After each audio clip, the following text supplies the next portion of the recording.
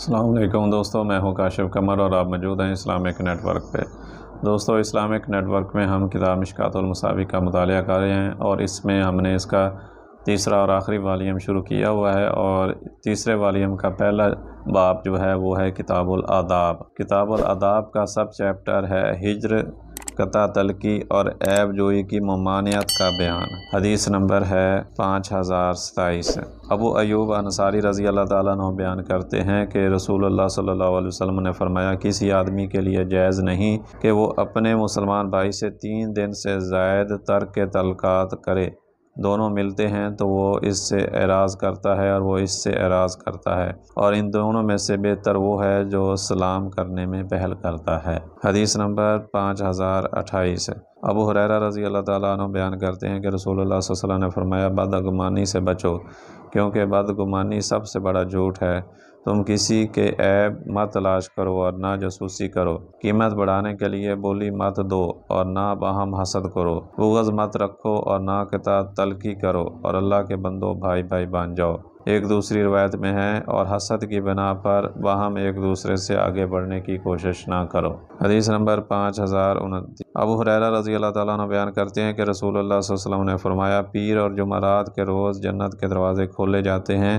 شرک سے بیزار ہر شخص کو بخش دیا جاتا ہے، البتہ اس شخص کی مغفرت نہیں ہوتی جس کی اپنے بھائی کے ساتھ رنجش و عداوت ہو۔ کہا جاتا ہے کہ ان دونوں کو مہلت دو حتیٰ کہ وہ صلح کر لیں۔ حدیث نمبر 5030۔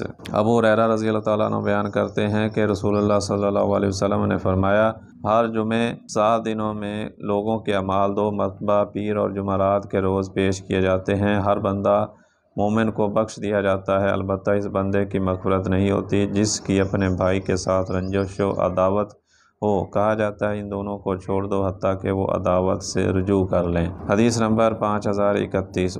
کلثوم بنت عقبہ ابن ابی معیط رضی اللہ تعالیٰ عنہ بیان کرتی ہیں کہ میں نے رسول اللہ صلی اللہ علیہ وسلم کو فرماتے ہوئے سنا، لوگوں کے درمیان صلح کرانے والا شخص جھوٹا نہیں، وہ دونوں سے خیر و بھلائی کی بات کرتا ہے اور دونوں کو خیر و بھلائی کی بات پہنچاتا ہے۔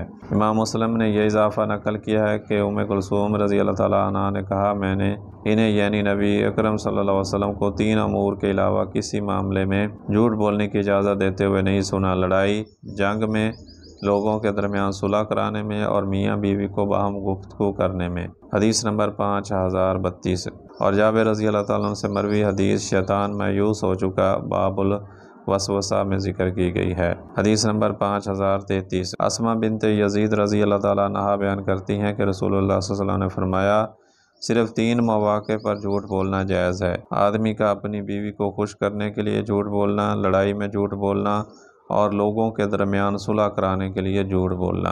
حدیث نمبر 5034۔ عائشہ رضی اللہ تعالیٰ عنہ سے روایت ہے کہ رسول اللہ صلی اللہ علیہ وسلم نے فرمایا، کسی مسلمان کے لیے مناسب نہیں کہ وہ کسی مسلمان سے 3 دن سے زائد ترک تعلق کرے۔ جب وہ اس سے ملاقات کرے تو 3 مرتبہ اسے سلام کرے۔ ہر مرتبہ وہ اسے سلام کا جواب نہ دے تو یہ سلام کرنے والا اس ترک ملاقات کے گناہ سے پاک ہو جاتا ہے۔ حدیث نمبر 5035۔ ابو ہریرہ رضی اللہ تعالیٰ عنہ سے روایت ہے کہ رسول اللہ صلی اللہ علیہ وسلم نے فرمایا، کسی مسلمان کے لیے جائز نہیں کہ وہ اپنے مسلمان بھائی سے 3 دن سے زائد ترک تعلق کرے۔ جس شخص نے 3 دن سے زائد ترک تعلق توڑے رکھا اور وہ اسی حالت میں فوت ہو گیا تو وہ جہنم میں جائے گا۔ حدیث نمبر 5036۔ ابو خراش سلمی رضی اللہ تعالیٰ عنہ بیان کرتے ہیں کہ انہوں نے رسول اللہ صلی اللہ علیہ وسلم کو فرماتے ہوئے سنا، جس نے اپنے بھائی سے سال بھر تلک ملاقات کی تو وہ اس کے خون بہانے کے مترادف ہے۔ حدیث نمبر 5037۔ ابو ہریرہ رضی اللہ تعالیٰ عنہ بیان کرتے ہیں کہ رسول اللہ صلی اللہ علیہ وسلم نے فرمایا، کسی مومن کے لیے جائز نہیں کہ وہ کسی مومن سے 3 دن سے زائد ترک ملاقات کرے۔ جب 3 دن گزر جائیں تو اسے چاہیے کہ وہ اس سے ملاقات کرے اور اسے سلام کرے۔ اگر اس سے سلام کا جواب دے دیا تو دونوں اجر میں شریک ہیں، اور اگر وہ سلام کا جواب نہ دے تو وہی شخص گناہ گار ہوگا، جبکہ سلام کرنے والا ترک ملاقات کے زمرے سے نکل جائے گا۔ حدیث نمبر 5038۔ ابو درداء رضی اللہ تعالیٰ عنہ بیان کرتے ہیں کہ رسول اللہ صلی اللہ علیہ وسلم نے فرمایا، کیا میں تمہیں روزے، صدقے اور نماز سے بہتر درجے والے عمل کے متعلق نہ بتاؤں؟ راوی بیان کرتے ہیں کہ ہم نے عرض کیا، ضرور بتائیں۔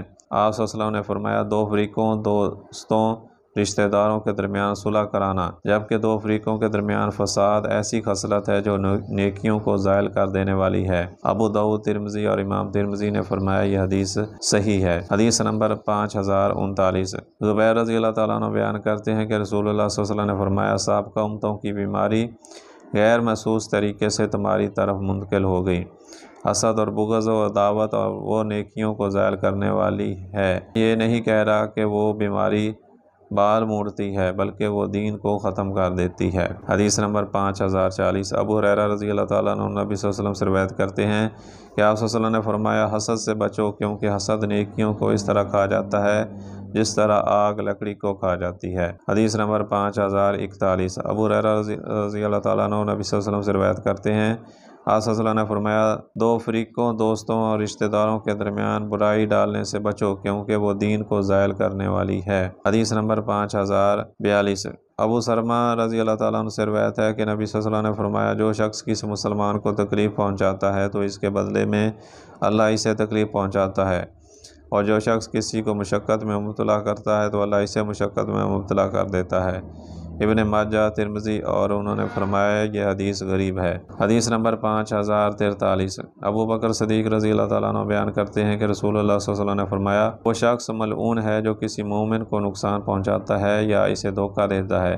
ترمذی اور انہوں نے فرمایا یہ حدیث غریب ہے۔ حدیث نمبر 5044۔ ابن عمر بیان کرتے ہیں کہ رسول اللہ صلی اللہ علیہ وسلم ممبر پر چڑھے اور بآواز بلند فرمایا اے لوگو جو اپنی زبان سے اسلام لائے ہو جبکہ ایمان ان کے دلوں تک نہیں پہنچا، تم مسلمانوں کو تکلیف مت پہنچاؤ اور نہ انہیں آر دلاؤ اور نہ ہی ان کے عیب تلاش کرو، کیونکہ جو شخص اپنے مسلمان بھائی کے عیوب تلاش کرتا ہے تو اللہ اس کے عیوب کا پیچھا کرتا ہے، اور جس کے عیوب کا اللہ پیچھا کرتا ہے تو وہ اسے رسوا کر دیتا ہے، اور خواہ وہ اپنے گھر کے وسط میں ہو۔ حدیث نمبر 5045۔ سعید بن زید رضی اللہ تعالیٰ عنہ نبی صلی اللہ علیہ وسلم سے روایت کرتے ہیں کہ آپ صلی اللہ علیہ وسلم نے فرمایا سود کی سب سے سنگین صورت مسلمان کی عزت کے بارے میں زبان درازی کرنا ہے۔ حدیث نمبر 5046۔ انس رضی اللہ تعالیٰ عنہ بیان کرتے ہیں کہ رسول اللہ صلی اللہ علیہ وسلم نے فرمایا جب میرے رب نے مجھے معراج کرائی تو میں ایسے لوگوں کے پاس سے گزرا جن کے ناخن تانبے کے تھے، وہ اپنے چہروں اور سینوں کو نوچ رہے تھے۔ میں نے کہا جبرائیل یہ کون لوگ ہیں؟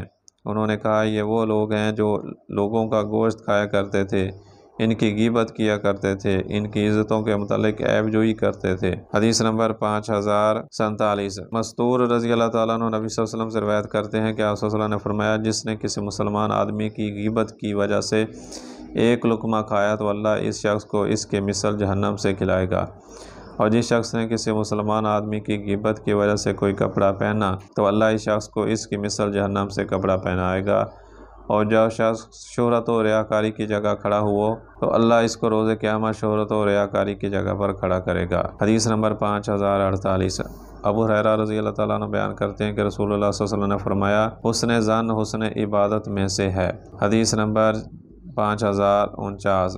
عائشہ رضی اللہ تعالیٰ عنہ بیان کرتی ہیں کہ صفیہ کا اونٹ بیمار ہو گیا جبکہ زینب رضی اللہ تعالیٰ عنہ کے پاس زید سواری تھی۔ رسول اللہ صلی اللہ علیہ وسلم نے زینب سے فرمایا اس صفیہ کو اونٹ دے دو۔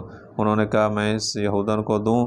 رسول اللہ صلی اللہ علیہ وسلم ناراض ہوئے اور آپ صلی اللہ علیہ وسلم نے ذوالحجہ، محرم اور سفر کے چند ایام تک ان سے صحبت ترک کر دی۔ اور معاذ بن انس سے مروی حدیث جو شخص کسی مومن کی عزت بچاتا ہے میں گزر چکی ہے۔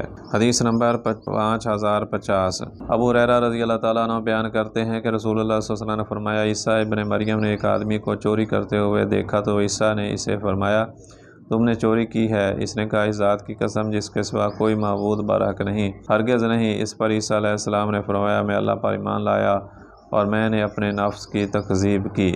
حدیث نمبر 5051۔ انس رضی اللہ تعالیٰ عنہ بیان کرتے ہیں کہ رسول اللہ صلی اللہ علیہ وسلم نے فرمایا قریب ہے کہ فقر اللہ پر اعتراض کرنے کی وجہ سے کفر بن جائے، اور قریب ہے کہ حسد تقدیر پر غالب آ جائے۔ حدیث نمبر 5052۔ جابر رضی اللہ تعالیٰ عنہ رسول اللہ صلی اللہ علیہ وسلم سے روایت کرتے ہیں کہ آپ صلی اللہ علیہ وسلم نے فرمایا جو شخص اپنے مسلمان بھائی کے سامنے عذر پیش کرے اور وہ اسے معذور نہ سمجھے یا وہ اس کا عذر قبول نہ کرے تو اس پر ٹیکس وصول کرنے والے کی مثل گناہ ہوتا ہے۔ یہ دونوں روایتیں امام بیہقی نے شیخ الایمان میں روایت کی ہیں اور فرمایا المقاص سے عشر لینے والا مراد ہے۔ تو دوستو یہ تھی آج کی ویڈیو، امید ہے کہ یہ ویڈیو آپ کو پسند آئی ہوگی۔ اگر ویڈیو آپ کو پسند آئی ہے تو اس کو لائک کریں اور اپنے دوستوں کے ساتھ شیئر کریں، اور اگر آپ کو ہمارا یہ چینل پسند ہے تو اس کو سبسکرائب کر لیں تاکہ ہر نئی آنے والی ویڈیو ایک نوٹیفیکیشن کے ذریعے آپ تک پہنچ سکے۔